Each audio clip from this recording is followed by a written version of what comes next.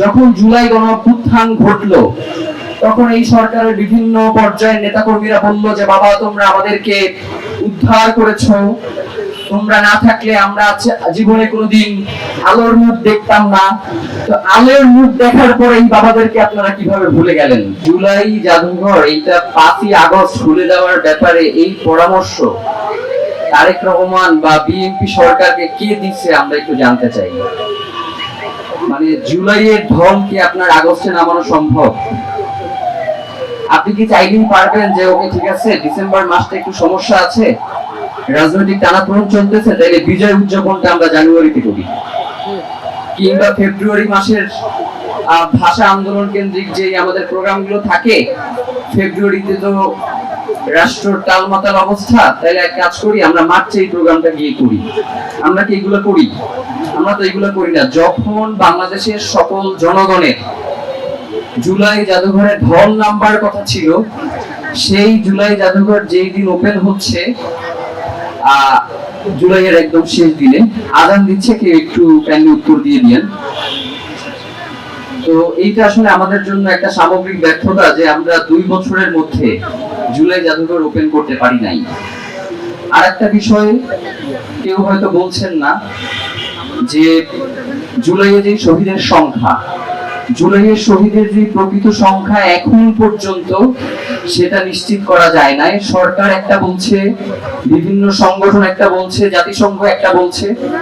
তো পরবর্তী সময়ে গিয়ে যে জিনিসটা হবে, এই জুলাই কেন্দ্রিক একটা ব্যবসা শুরু হবে।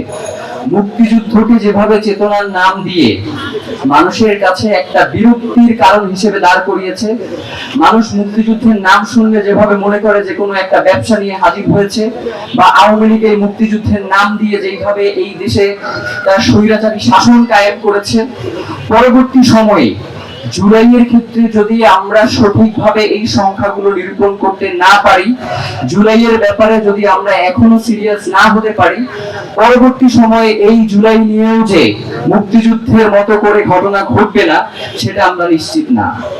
তবে আমরা এতটুকু বলে রাখি, আমরা প্রশ্ন রাখতে চাই, এই সরকার আমাদেরকে যখন জুলাই গণঅভ্যুত্থান ঘটলো তখন এই সরকারের বিভিন্ন পর্যায়ের নেতাকর্মীরা বলল যে বাবা তোমরা আমাদেরকে উদ্ধার করেছো, তোমরা না থাকলে আমরা জীবনে কোনোদিন আলোর মুখ দেখতাম না।